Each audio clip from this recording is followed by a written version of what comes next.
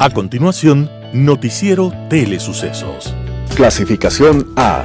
Apto para todo público. Un noticiero pensado para usted porque se lo merece. Nos acercamos a la realidad desde diferentes perspectivas. Noticiero Telesucesos.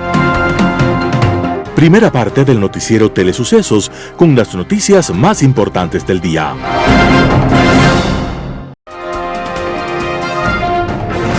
Un día como hoy. Año 1955. Sucedió en Montgomery, en el estado norteamericano de Alabama. Allí a los negros se les discriminaba. Inclusive se les prohibía sentarse en los autobuses. Y un día Rosa Parks, una mujer negra, decidió permanecer sentada en su sitio en el autobús y se negó a cederle el puesto a un hombre blanco. Rosa Parks se mantuvo fuerte, enfrentó a la policía y la amenaza de cárcel por su acto de dignidad. A su acción se sumaron sus hermanos de raza, y el líder de aquella protesta era un joven de 25 años llamado Martin Luther King. Entre todos declararon el boicot. Caminaremos hasta el fin del mundo y hasta el fin de nuestras vidas, si es preciso, pero no volveremos a montar en autobuses hasta que sea eliminada la discriminación racial. Y todos, mujeres y hombres negros, sin fallar, en aquella ciudad caminaron a lo largo de 385 días, sin utilizar nunca un autobús. Al final, los propietarios de autobuses lastimados en sus ingresos se sumaron a la propuesta antirracista y se eliminó la discriminación legal. Este fue el primer triunfo de Martin Luther King en contra del racismo. Después su vida fue un compromiso con la dignidad de todos los seres humanos. Pocos días antes de morir, sabiéndose amenazado por los racistas, dijo: Si alguien quiere hacer una elegía de mi vida, decidle que no hable mucho, solo que intenté dar mi vida para servir a los demás, que busqué la rectitud y la justicia. Mi vida fue una vida comprometida. Todo lo demás es insignificante. Y se cumplieron sus presagios. Martin Luther King fue asesinado por un racista un día como hoy, 4 de abril de 1968. Pero por encima de todos los vacíos, se levanta su estatura de luchador comprometido con la dignidad de los seres humanos. Las principales noticias del día. Titulares. En el caso Plaga, nuevo operativo contra la delincuencia organizada en la justicia. La Fiscalía exhorta a Ronnie Aliaga a entregarse a la justicia tras recibir material de supuestos chats. En Quito, la emergencia por el aluvión en La Gasca aún persiste. En política internacional, la OTAN cumple 75 años. Los editoriales serán de Simón Espinosa Cordero, El mono asesino. Talía Flores, Las verdades duelen, Ecuador. Noticias del día. Caso Plaga, nuevo operativo contra la delincuencia organizada en la justicia. La Fiscalía investiga un nuevo caso de presunta delincuencia organizada, la que ha denominado Caso Plaga. Entre los detenidos están los ex jueces Simón García y Ángel Lindao. El ex juez Simón Osvaldo García Tello fue quien liberó a Daniel Salcedo en el 2022, cuando tenía 3 sentencias por cumplir, mientras que Ángel Lindao Vera otorgó una acción de protección al narcotraficante Leandro Norero. García fue detenido la madrugada de este miércoles 3 de abril en el cantón Rocafuerte, en Manabí. Y Lindao Vera, quien es investigado en el caso Metástasis, fue capturado en Santo Domingo de los Áchilas. En el caso Plaga, la Fiscalía investiga un presunto caso de delincuencia organizada que involucra a jueces, policías, abogados en libre ejercicio, secretarios y personas que ocuparon cargos públicos. Según la Fiscalía, los involucrados habrían favorecido a personas de alta peligrosidad, otorgándoles la libertad a través de argucias legales y abuso del derecho. En el marco de esta pesquisa, la Fiscalía General del Estado y la Policía Nacional ejecutaron un operativo la mañana de este 3 de abril del 2024 en 8 provincias del país. Esta investigación se suma a Metástasis y Purga, casos que han visto la luz entre finales de diciembre del 2023 y los primeros meses del 2024 y que forman parte del capítulo que la Fiscalía ha emprendido contra el crimen organizado, el narcotráfico y la corrupción ligada al sistema público. La Fiscalía exhorta a Ronnie Aliaga a entregarse a la justicia tras recibir material de supuestos chats, para que sea parte del proceso penal del caso Metástasis Giovanni Crespo Molina, abogado del ex asambleísta Ronnie Aliaga, uno de los 52 procesados por el delito de delincuencia organizada, presentó la mañana de este 3 de marzo el documento que acreditaría la pericia internacional sobre las conversaciones vía chat supuestamente mantenidas entre el ex legislador de la Revolución Ciudadana y la fiscal general Diana Salazar. Sobre la información entregada, el abogado señaló que el informe pericial fue realizado en los Estados Unidos y se utilizó la misma tecnología con la que se practicaron las pericias a los teléfonos del narcotraficante Leandro Norero. Crespo Molina informó que han solicitado se fije el día y la hora para que se recepte la ampliación de la versión de Ronnie Aliaga con la única finalidad, dijo, de aportar información relevante que ponga claridad dentro de este proceso. Además informó que dentro del caso Metástasis han solicitado que se oficie a la empresa Digital Forensics Now, la cual practicó la pericia con la finalidad de que se pueda obtener todo aquello que se considere necesario respecto al documento. Tras recibir el documento, la Fiscalía General del Estado se pronunció en sus redes sociales y aseguró que la defensa técnica del ex asambleísta entregó impresiones. El Ministerio Público asegura que, sin embargo, esta información será investigada con la misma responsabilidad que la institución procede con todas las que se presentan a diario. La Fiscalía termina su comunicado con un exhorto al ex asambleísta Ronnie Aliaga para que se entregue a la justicia y se defienda en derecho. Quito, la emergencia por el aluvión en La Gasca aún persiste. Tras el aluvión que golpeó el sector de La Gasca el martes por la tarde, el municipio de Quito ha movilizado todo su contingente para hacer frente a la emergencia. En una reunión de evacuación a las 01 del miércoles se designaron tareas específicas para mitigar los efectos del desastre, especialmente para asistir a las familias afectadas en las zonas altas. Se determinó que la emergencia aún persiste, por lo que los equipos permanecerán trabajando hasta que ese sector recupere su normalidad. Según el municipio, el alcalde Pavel Muñoz realizará un sobrevuelo para evaluar los daños y canalizar la ayuda necesaria, mientras que las autoridades municipales llevarán a cabo una evaluación socioeconómica en tierra. La magnitud del desastre ha sido considerable, con un saldo trágico que incluye un fallecido, 4 heridos, 21 personas evacuadas, 68 afectadas y 20 viviendas dañadas. Ante esta situación, el Cabildo ha habilitado 4 alojamientos temporales y la Unidad Educativa Municipal 9 de octubre trasladará sus clases a modalidad virtual durante el tiempo que dure la emergencia. Según el Cuerpo de Bomberos de Quito, el nivel de precipitaciones y el volumen de agua acumulada supera casi el doble del registro del 2022, lo que ha requerido una movilización masiva de recursos. Las labores de respuesta han involucrado a más de 500 efectivos, incluyendo Cuerpo de Bomberos de Quito, con 61 efectivos de las unidades de comando, rescate, atención prehospitalaria, evacuación con drones contra incendios y logística.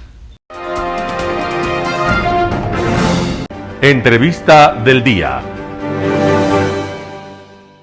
En Radio Sucesos estuvo Mario Pazmiño, analista internacional en seguridad y defensa, para hablar sobre la guerra contra el crimen organizado. Escuchemos qué es lo que dijo. Con relación a su pregunta, primero hagamos un análisis muy rápido. Creo que la decisión del presidente de la República de enfrentar al crimen organizado es la correcta. Fue la correcta y seguirá siendo la correcta, porque había un clima de tensión, un clima de violencia e inseguridad creciente permanentemente con actos de terrorismo urbano. Y esto tenía que ser controlado. Por eso es que se emite este decreto 111, con el cual se declara un conflicto armado interno. La primera etapa, la primera fase, pues fue de un control rápido. Se atacó los 3 grandes centros de gravedad, las cárceles, el sistema de la economía ilegal y también el tema judicial. Los 3 elementos, yo diría, fueron abordados eficientemente, con ciertos resquebrajamientos pequeños, pero fueron abordados eficientemente. La fuerza pública pudo ejercer un control en territorio e ingresar a ciertos santuarios que no lo había hecho antes. ¿Pero qué pasó? Estos triunfalismos iniciales no visualizaron lo que pasaba tras muros o intramuros. ¿Qué quiero decir con esto? ¿Qué pasaba con las organizaciones delictivas? ¿Cómo se iban estas articulando y cómo se iban adaptando a esta nueva condición y a este proceso de guerra interna? pues ellos entraron en una etapa de clandestinidad o mimetización, creando células pequeñas para poder mimetizarse rápidamente y desde ahí, desde la clandestinidad, observar las estrategias gubernamentales y las estrategias de la fuerza pública, ver sus debilidades, ver también sus aciertos y poder rápidamente cambiar la estrategia y actuar posteriormente a esto, una vez que las aguas se tranquilicen un poco. Esas aguas que se tranquilizaron un poco, más o menos son 20 días atrás, en la cual la misma sociedad ya tenía una percepción diferente del problema. Decía, pues bueno, esto ha bajado y esto va a terminarse ya en poco tiempo, vamos a destruir el crimen organizado, vamos a hacer todo. Pero no era así. Y no estuvimos observando las retaliaciones que venían, ni tampoco lo que yo llamaba los coletazos.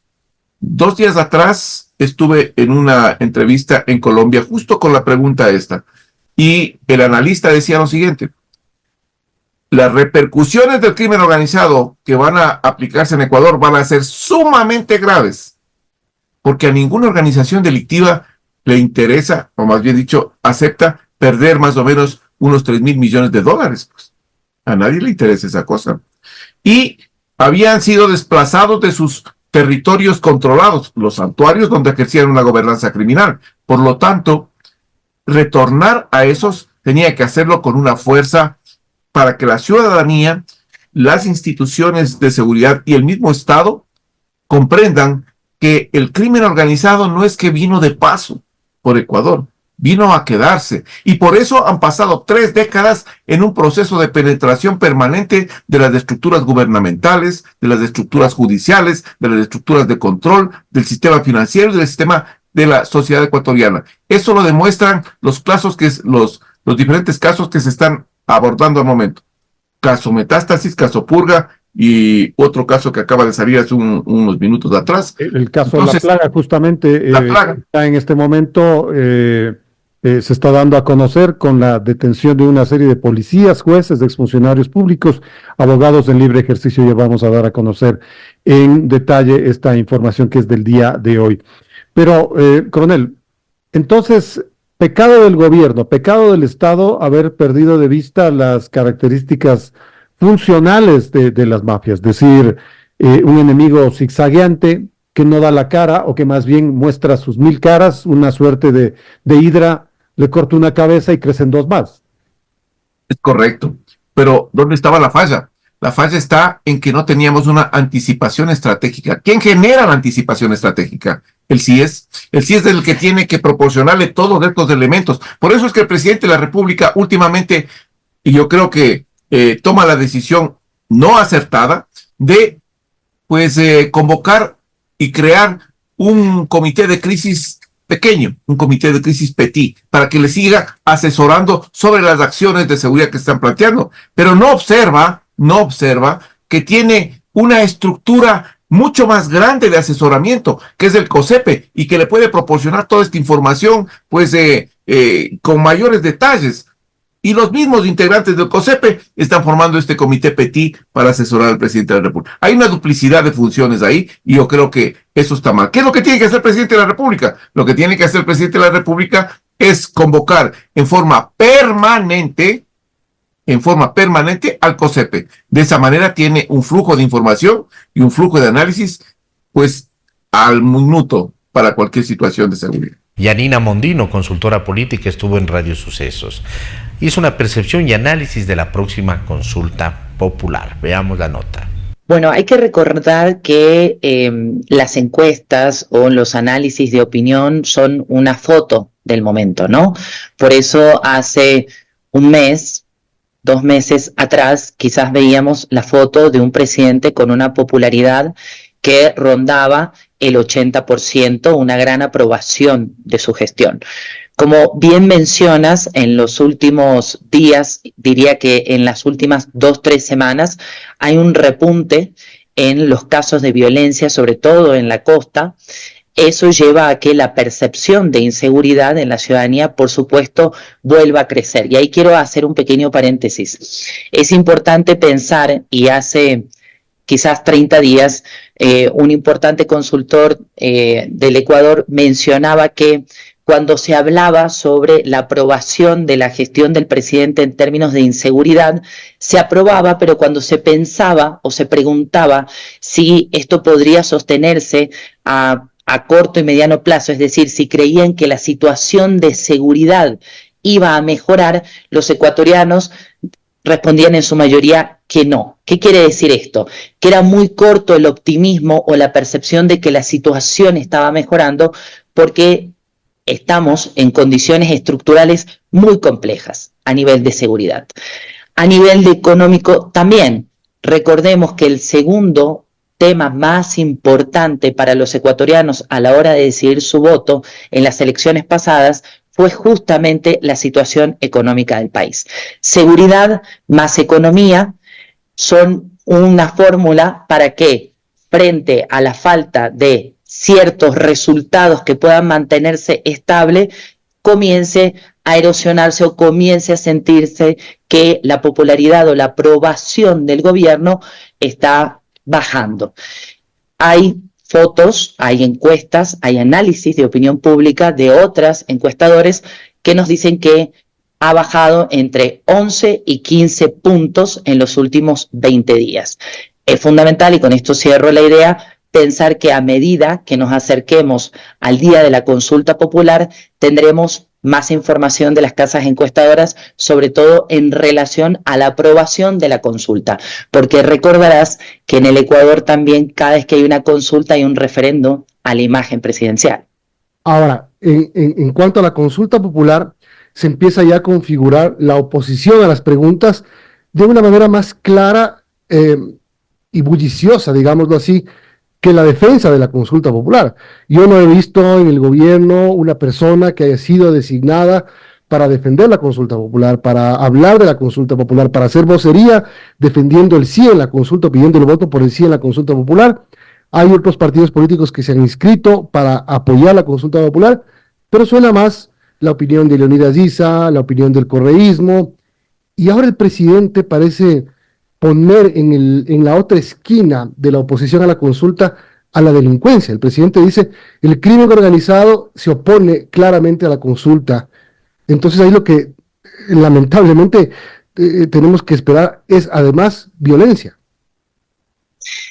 Correcto. La situación de la vocería de la consulta es particular. ¿Por qué? Primero porque el CNE definió un cronograma para la campaña oficial que inicia próximamente. Es muy corto el periodo oficial en el cual formalmente los partidos políticos que se han inscrito a favor del sí o en contra de la consulta pueden legalmente estar en espacios de difusión para apoyar o no el proceso. Ahora, el presidente está centrando la vocería de la consulta popular exclusivamente en los temas de seguridad. Y hay dos preguntas de una serie de análisis que he podido revisar de algunas casas encuestadoras que son quizás las que están más flojas en niveles de aprobación, que son vinculadas al arbitraje y el tema de contratación por horas, ¿sí? ¿Por qué? Porque sobre todo en el tema de contratación por horas, y lo hemos hablado varias veces en su momento, quizás va a tener la mayor cantidad de injerencia o de participación de vocerías desde movimientos y gremios. Por tanto, el tema de contratación por horas quizás sea la pregunta que hasta último momento no sepamos si pueda pasar o no con una importante votación. Ahora, el resto de las preguntas, porque es una consulta extensa, la vocería del presidente apunta a empaquetarla, como bien mencionas, en un proceso de seguridad. Es decir, quien está en contra de esta consulta es el crimen organizado. Y esto creo que va en la línea que ha manejado la comunicación del gobierno desde el 9 de enero hasta la fecha. Es decir, tratar de encontrar ese enemigo común que es claramente los grupos de delincuencia organizada, el narcotráfico, ese enemigo común para el Ecuador, y poder empaquetar el apoyo que tiene, como mencionabas, la lucha del presidente en el tema de seguridad, enrumbarlo hacia la consulta. Joan Proaño, vicepresidente de Constructores Positivos, estuvo en Radio Sucesos. Habló sobre el IVA en el sector de la construcción. Escuchemos lo que dijo. Son algunos materiales, Ujú. principalmente de dos familias. La una familia es la familia de los cementicios, entonces va el cemento, todos los precursores del cemento, está los pétreos, el hormigón, y todos los productos elaborados con hormigón, por ejemplo, el bloque, Ujú. también las arcillas y el ladrillo. Y la otra familia es la de las varillas, pero solamente las varillas de 8, 10 y 12 milímetros de espesor. ¿Qué sirven para qué exactamente? Es decir, estos materiales sirven generalmente para la construcción de viviendas pequeñas, Ya. de remodelaciones, de ampliaciones, de construcción, digámoslo así. Si bien es cierto, esto también se utiliza en las construcciones grandes, en las construcciones formales, pero y ya te voy a explicar por qué este mecanismo no beneficia, no está diseñado para que beneficie a los promotores inmobiliarios, sino más bien a la ciudadanía en general, y se reactive el sector un poco informal de la construcción. Si nosotros vemos en las periferias de la ciudad, lo que la gente hace primerito es hacer sus paredes, su losa, y luego de a poquito van, conforme tienen dinero, van completando su construcción. Ajá. Generalmente ahí los acabados es lo último que utilizan. Entonces, esta medida va a beneficiar a la ciudadanía en general, que se va a ver en este momento con un precio menor de estos materiales, que son los que comúnmente se utiliza para este tipo de construcciones y de actividades. Ahora, cuando yo escucho que el IVA baja para materiales de construcción, lo primero que uno se pregunta es, ¿van a bajar los precios de las viviendas? Ya, esa es otra. Ajá. Esa es otra ley. Esto de ahorita del IVA al 5% estaba en la ley orgánica para enfrentar el conflicto armado. Y Ajá. ya te digo a quiénes va a beneficiar. Y sí, obviamente las personas que compren esos materiales y que hagan sus remodelaciones, sus construcciones, se van a ver beneficiadas porque va a haber un menor precio de los materiales y por ende un menor precio de su construcción final. Ahora, esos son los constructores. Ahora, en la ley orgánica para la eficiencia económica y generación de empleo que se aprobó el 19 de diciembre del 2023, había La primera reforma la tributaria. primera reforma tributaria. Ahí existe un artículo que es el de la devolución de IVA para los promotores inmobiliarios y para las personas que realicen hasta 2 viviendas al año. Ujú. Ese es otro mecanismo que actualmente ya cuenta con un reglamento, todavía no está operativo porque falta el último reglamento del SRI, pero en ese los promotores inmobiliarios, ahí sí todos los materiales que utilicen en la construcción, bienes y servicios, en la construcción de proyectos inmobiliarios, se hace un trámite y nos devuelven el IVA. Y con esto lo que se espera es que sí, si es que esta devolución es efectiva, es oportuna y en realidad se da, porque hay que ver otros casos en los cuales no se da la devolución. Un panorama de noticias para su estatura intelectual.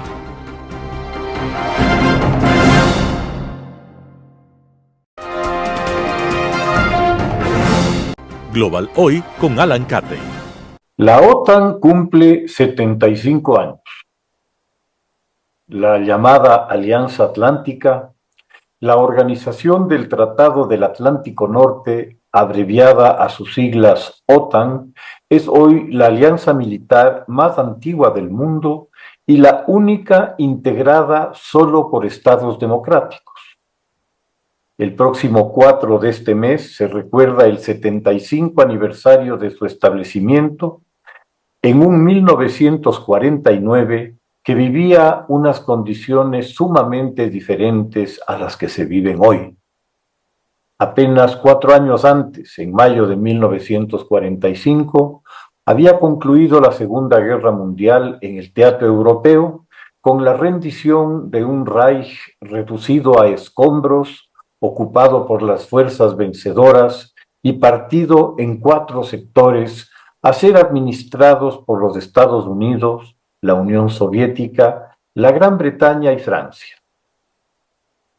A excepción de España, que venía saliendo de una sangrienta guerra civil, Suecia, Portugal y Suiza, en la Europa continental, todo el resto de sus países habían sufrido en un mayor o menor grado los estragos de la guerra, sea leves como en Dinamarca, ocupada por el Tercer Reich sin oposición temprano en la guerra, o muy severos, como en Francia, Italia, Polonia y en general la Europa del Este y los Balcanes, y claro, la Unión Soviética, que sufrió y resistió el embate de los ejércitos alemanes con masivas pérdidas humanas, unos 12 millones de personas, muy cerca del número de víctimas de la planeada hambruna que causó la colectivización de la agricultura soviética a principios de la década de los años 30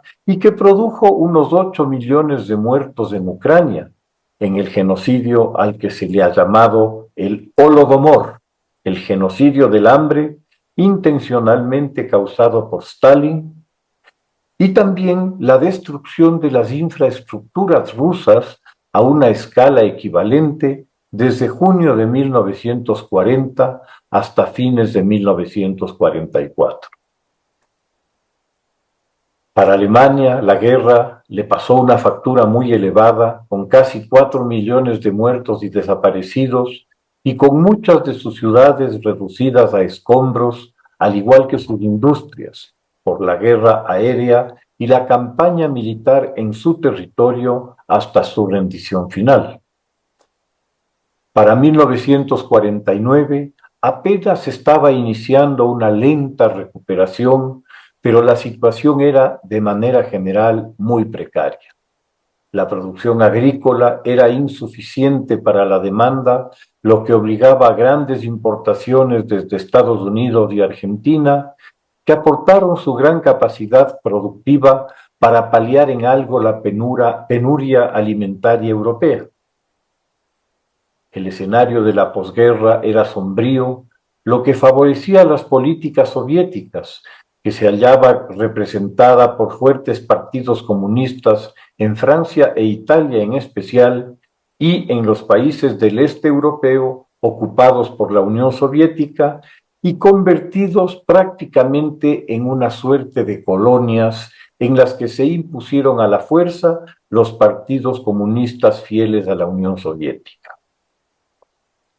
Apenas concluida la guerra, se establecieron las líneas maestras de lo que sería la Guerra Fría, el enfrentamiento ideológico que marca decisivamente la segunda mitad del siglo XX entre los países democráticos liberales con economías de libre mercado y las autocracias comunistas de economía centralizada.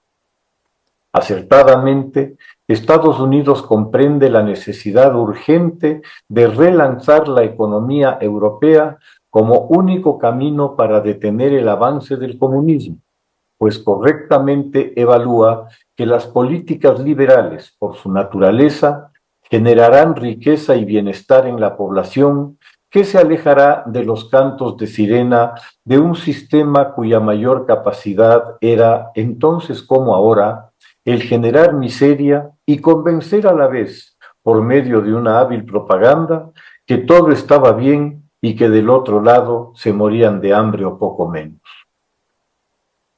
En 1948, Estados Unidos lanza el llamado Plan Marshall, una inversión de 13.000 millones de dólares de la época para que la economía europea se reactivara.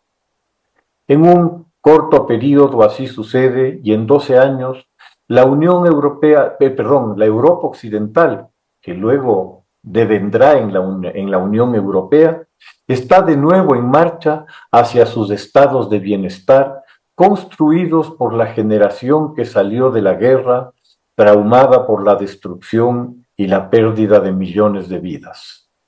Las miserias de la guerra, las carencias y el hambre motivarían a esa generación de la posguerra a trabajar intensamente en largas jornadas, 6 días por semana, para alcanzar y superar los niveles de vida previos al conflicto. Se hablará del milagro alemán, pero en realidad el milagro fue europeo, de toda la Europa occidental. Notablemente, ese milagro tuvo lugar durante un momento de tensiones crecientes por la competencia entre este y oeste, marcada por la presencia de los ejércitos soviéticos en el corazón de Europa, desde Checoslovaquia a Europa Oriental y los Balcanes al completo. Grecia a punto estuvo de convertirse en uno más de los estados satélites soviéticos en su guerra civil entre 1946 y 1949, producto de la insurrección comunista apoyada con armas y recursos por ese hinterland balcánico que ya había sido capturado por el movimiento comunista.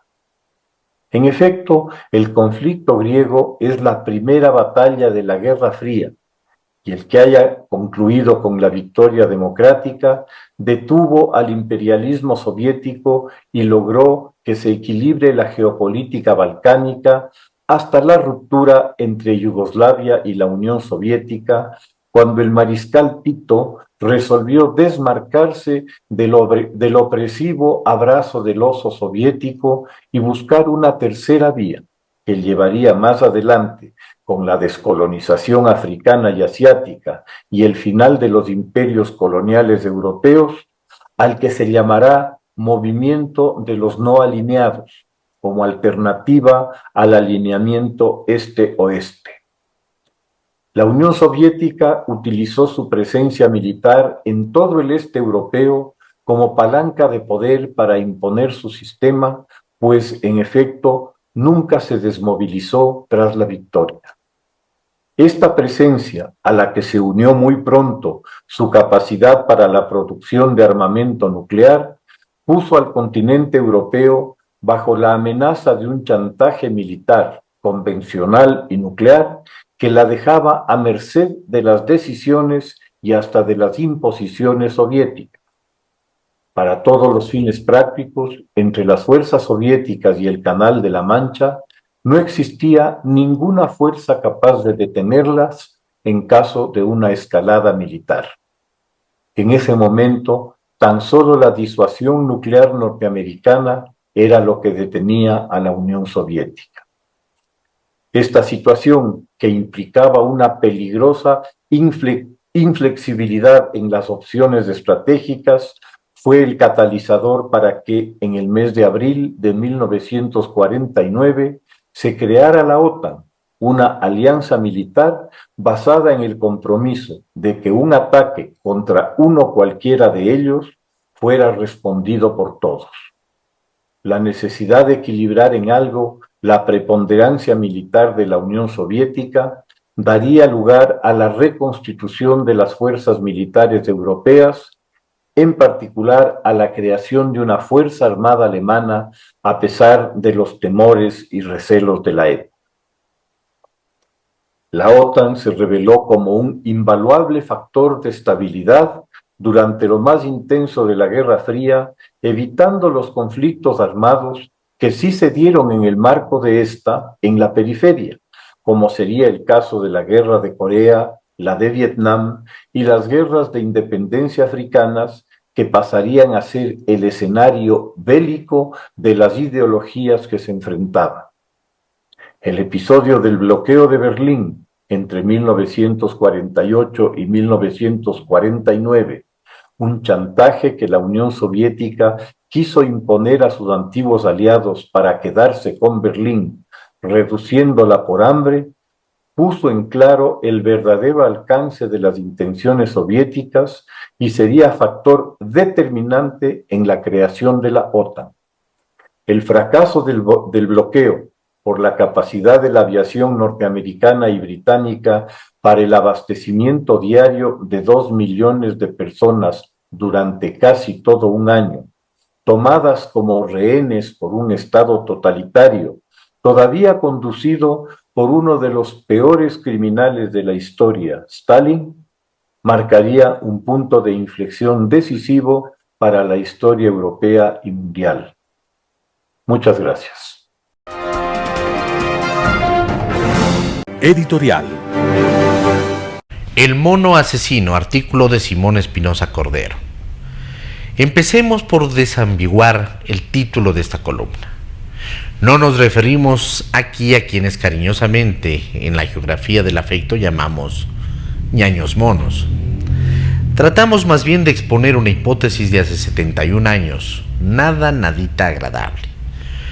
En 1953, el anatomista y antropólogo australiano Raymond Dart, 1893-1988, teorizó sobre el mono asesino.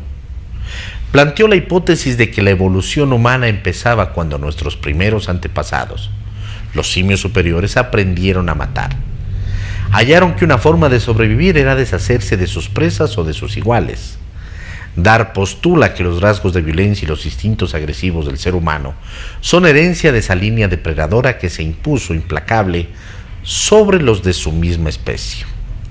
De hecho, la teoría del mono asesino fue acogida como base de análisis de los sucesos acaecidos en Francia y en el mundo en mayo de 1968, Revolución del 68, y presentada a finales del 2019 en la exposición Más de 2001, Odiseas de la Inteligencia, en el Museo de la Evolución Humana Met de Burgos, España. Desde la fundación de la República de Ecuador en 1830, el mono agresivo venía obrando con hipocresía. Ahora instalado ya el narcotráfico, nuestro lindo Ecuador vive una larga noche de iracundia en la que apenas se vislumbra un amanecer sereno. Mediante los procesos sobornos, metástasis y purga, la señora fiscal general de la Nación, mujer excelente por su valentía e inteligencia, ha develado que ese engendro llamado mono asesino, por su capacidad de destruir lo institucional, por su corrupción y por su canibalismo, es la causa de la torcedura crapulosa del Estado ecuatoriano y de la inseguridad que sufre el país. Ojalá lo de la señora Mayra Salazar, pieza clave en el caso Purga, y lo del señor Marcelo Nicolás Lazo Saavedra, amigo y compañero de celda de Norero, por sus testimonios anticipados con juramento en audiencia pública, sean una esperanza de que la mafia no es invencible. Sabemos que la crueldad con sus congéneres no es una tara exclusiva de nuestra especie, pero también sabemos que el ser humano es la única mente viva que ha creado civilizaciones, culturas, filosofías, ciencias y artes para mejorar lo humano. No somos descendientes de Caín. Necesitamos con urgencia de un liderazgo con sanidad genética, moral, intelectual, con determinación y sabiduría política, que pueda eliminar este karma crónico en nuestra vida cotidiana, para evitar a la patria correr con la inmerecida y mala suerte de Haití. No perdamos el derecho a restaurar el país en el que hemos nacido. Juntémonos para vivir una Pascua que festeje nuestra propia resurrección.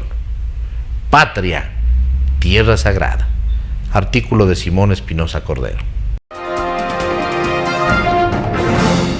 Las verdades duelen, Ecuador. Talía Flores, primicias.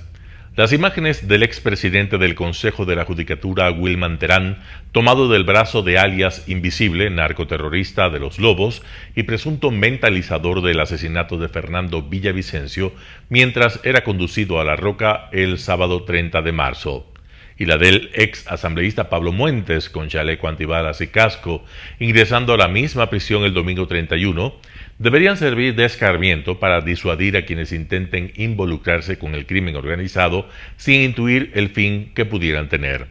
Dos funcionarios que solían alardear de su poder han descendido al averno, al que jamás habrían sospechado que sus nefandas acciones los llevarían, y tal parece que permanecerán por largo tiempo, porque sus implicaciones son graves, y las autoridades creerán que es la cárcel más apropiada para garantizar su protección y quizá para que purguen el castigo cuando la justicia los sentencie. El feriado de Semana Santa fue providencial porque evitó que Ecuador se volviera a convulsionar, conociendo funestas verdades como las reveladas por Mayra Salazar, testigo protegido de la Fiscalía en el caso Metástasis, y de otros involucrados, en este caso del mismo proceso y en purga, que mostraron cómo una persona puede llegar a envilecerse a sí mismo y también al país. Mayra Salazar confirmó la atroz corrupción de la Corte de Justicia del Guayas, pero nadie habría sospechado que se había vuelto un mercado persa de la justicia donde se pagaban las sentencias por adelantado, se escogía en sorteos truchos al juez que les convenía o se removía a quien no les garantizaba su servicio.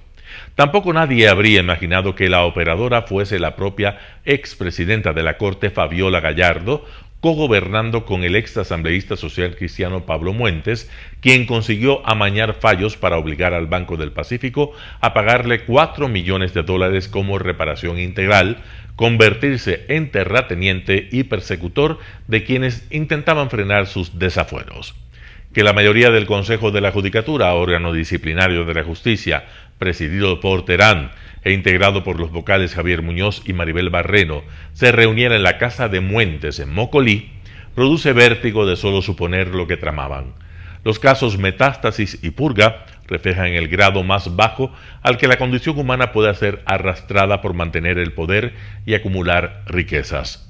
En estos momentos, la denuncia de Fernando Villavicencio sobre el tráfico de tierras del ex asambleísta Muentes alcanza una nueva dimensión, luego de que Mayra Salazar asegurara que allí la Fiscalía podría encontrar pistas del asesinato del ex candidato presidencial, lo que coincide con lo dicho por Cristian Zurita, quien lo reemplazó en las elecciones durante una comparecencia en la Asamblea Nacional. El afán de Fabiola Gallardo de acercarse a Adolfo Macías, alias Fito, y su deseo de conocer a Daniel Salcedo, denunciado por negociados con insumos médicos durante la pandemia, resulta demencia y parece un tema para psiquiatras. En la maratónica jornada de audiencias el jueves 28 de marzo, también rindió testimonio Marcelo Lazo, amigo y compañero de celda del extinto Leandro Norero, en la cárcel de Cotopaxi. Su revelación de que el narcotraficante tuvo videollamadas con el expresidente Rafael Correa y que el motivo era coordinar la salida de Jorge Glas de la cárcel estremeció al país porque también dio claves y señales. Igualmente contó que coordinaba con el exdirector del SNAI, el general Pablo Ramírez, con la pacificadora colombiana Claudia González y con los cabecillas de bandas terroristas, alias Fito, alias Junior, así como con el ex asambleísta del correísmo Ronnie Aliaga. Aliaga fue señalado también por Elibe Angulo, ex abogado de Leandro Norero y conocido por el alias de Estimado, quien rindió testimonio anticipado. Angulo confirmó que Aliaga era alias El Ruso y fue el operador de Norero en la Asamblea Nacional. También reveló que la campaña por el no a la consulta de Guillermo Lasso el año pasado, que alentaba a Ronnie Aliaga, fue financiada por el narcotraficante Leandro Norero, quien temía ser extraditado. Tanta verdad duele, pero solo así se podrá exorcizar el mal que agobia al país.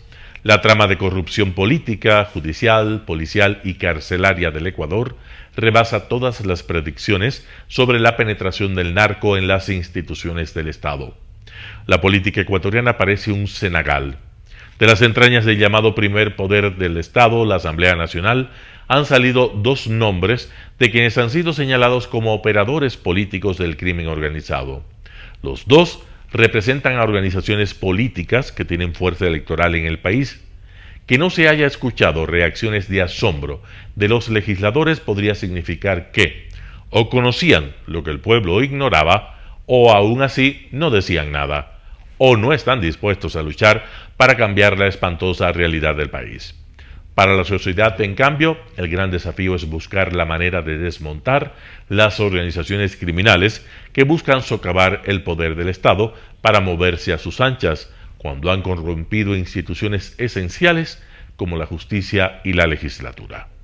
Jueces y fiscales honestos tendrían que reaccionar con firmeza y decisión porque no se puede permitir que el mal avance, y para eso se necesita nombres solventes, profesionales que amen al Ecuador y tengan sentido de la ética pública. Pero sobre todo, para combatir el mal, primero se necesita conocer toda la verdad, aunque cause asombro y pesar.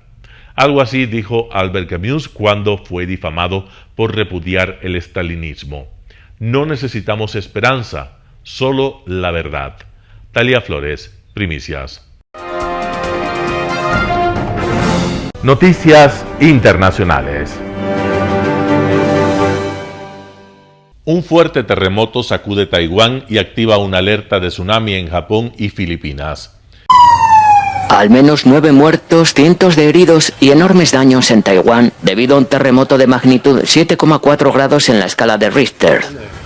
El temblor de tierra que se registró en las primeras horas de este miércoles en tierras taiwanesas es el más fuerte en la zona en casi un cuarto de siglo.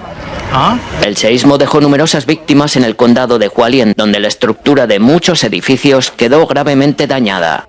Además, el tráfico ferroviario fue suspendido en toda la isla, donde viven 23 millones de personas. Del mismo modo, quedó inoperativo el servicio de metro en Taipei, capital de Taiwán. Se produjeron algunos atascos en las carreteras de la costa este y varios tramos quedaron cortados por deslizamientos de tierra y desprendimiento de rocas que afectaron a túneles y vías de acceso a la región montañosa. 70 trabajadores quedaron atrapados en 2 canteras. El terremoto también se pudo sentir en Shanghái y en varias provincias de la costa sudeste de China. El gigante asiático se encuentra a 160 kilómetros de Taiwán. El Centro de Alerta de Tsunamis del Pacífico levantó la amenaza de tsunami provocada por el terremoto que ha tenido como epicentro Hualien en la costa este de Taiwán y que también ha afectado a Japón y Filipinas. En ambos países, las autoridades aconsejaron a los habitantes de la costa norte que abandonaran sus casas y se refugiaran en lugares elevados de la zona. La Agencia Meteorológica de Japón señaló un mínimo aumento del oleaje en la costa de la isla japonesa de Yonaguni unos 15 minutos después de que se produjera el seísmo en tierras taiwanesas.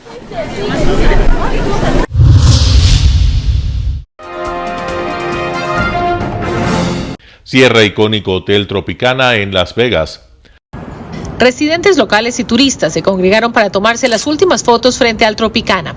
Adentro, en medio de máquinas apagadas y zonas clausuradas, varios visitantes aprovecharon las últimas horas de existencia del icónico hotel y casino, que tras más de 60 años de existencia será demolido para dar paso al nuevo estadio de béisbol de la MLB. Tengo muchos recuerdos bonitos de este lugar, me quedé muchas veces aquí. Sí, hace años que venía aquí y me quedaba bonitos recuerdos. Me acuerdo de aquí del buffet, del show que tenían aquí de Michael Jackson, de los pájaros que volaban de un lado a otro. Otros se despidieron del que fue su lugar de trabajo. Pues sí se siente un poco triste de que ya no va a existir. Aquí trabajó mi hermana, trabajó mi mamá, trabajé yo. Muchas amistades que hasta la fecha siguen siendo parte de nuestra familia. Hoy nadie habla del millonario estadio de béisbol que será construido en este lugar. Todo gira en torno a los recuerdos que se tejieron entre las paredes del famoso Tropicana. En menos de 24 horas y tras haber cerrado sus puertas, este lugar estará absolutamente desierto y comenzará el proceso para sacar todo el mobiliario, las máquinas del casino, todos los muebles de las cocinas, los salones, las habitaciones del hotel, y del Tropicana solo quedará el recuerdo de lo que fue durante 67 años, un icónico lugar en el Strip de Las Vegas. Adriana Arévalo, Voz de América, Las Vegas. Más de 53.000 personas huyen de la capital de Haití en medio de un auge de la violencia pandillera. Más de 53.000 personas han huido de la capital de Haití, Puerto Príncipe, en las últimas 3 semanas, según un nuevo informe de la ONU. El desplazamiento se produce en medio de un auge de la violencia pandillera en el pequeño país del Caribe. Más del 60% de la población de Haití se dirige a la región rural del sur, algo que preocupa a los funcionarios de la ONU. El lunes, el gobierno de México decidió evacuar a decenas de mexicanos que habían pedido abandonar el país por la creciente crisis de seguridad.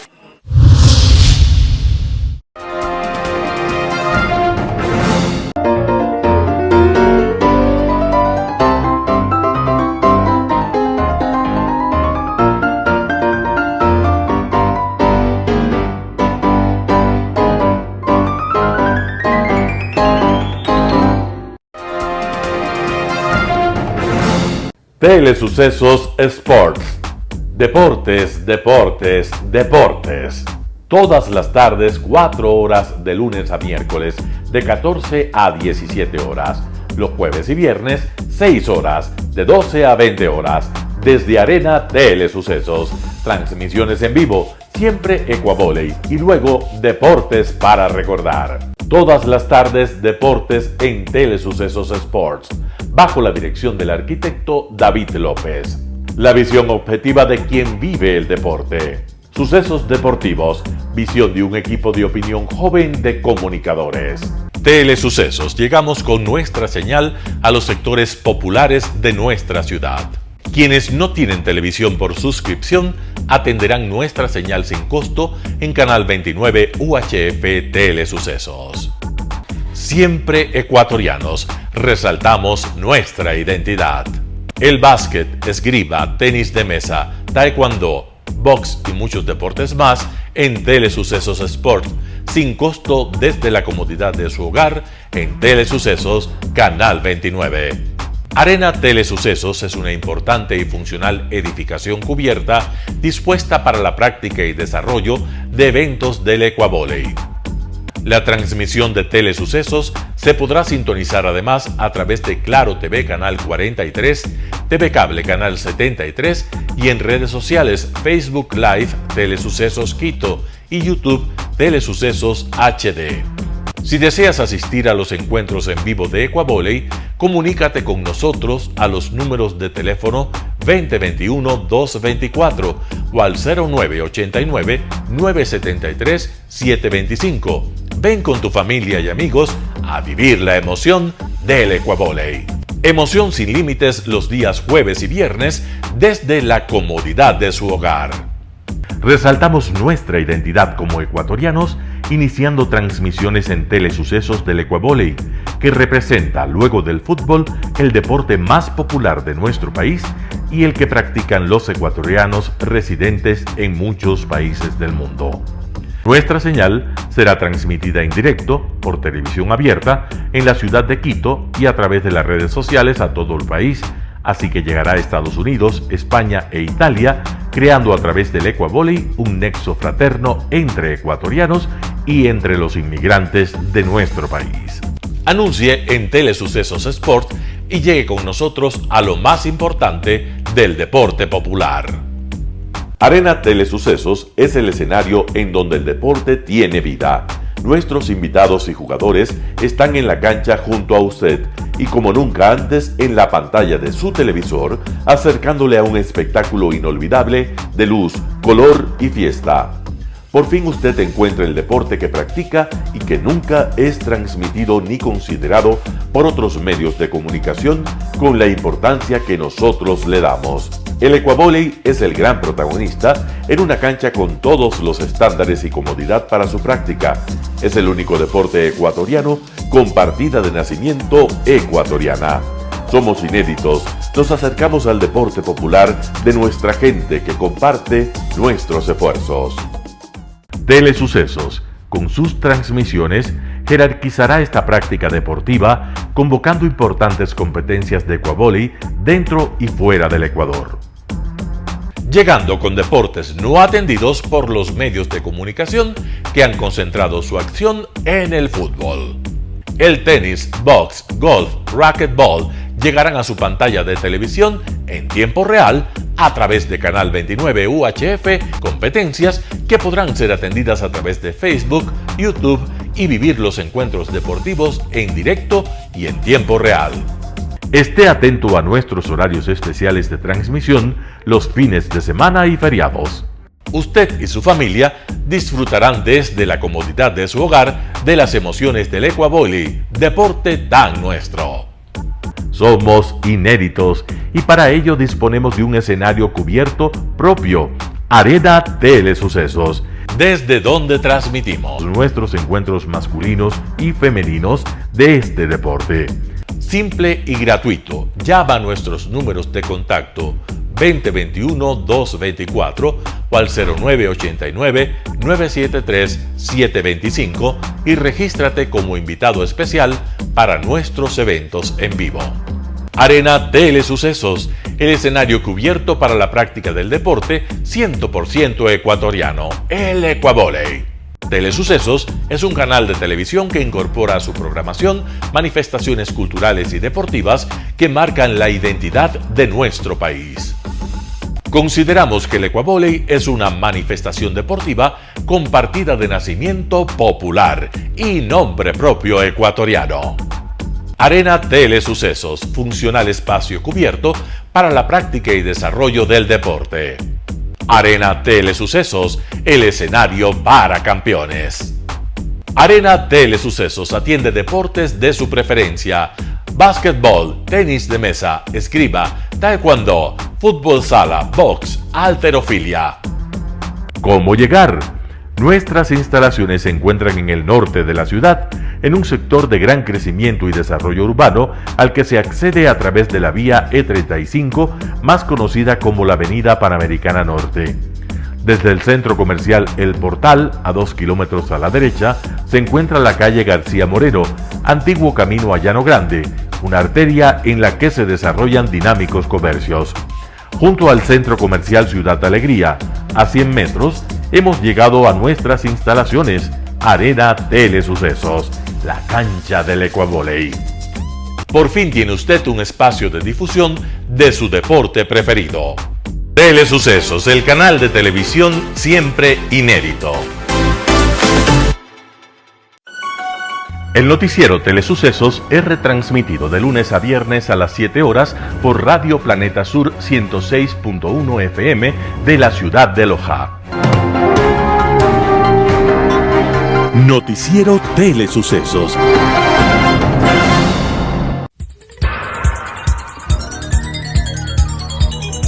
Las opiniones vertidas en este espacio por la producción y dirección del programa son de exclusiva responsabilidad de sus autores y de quienes intervienen en ellos.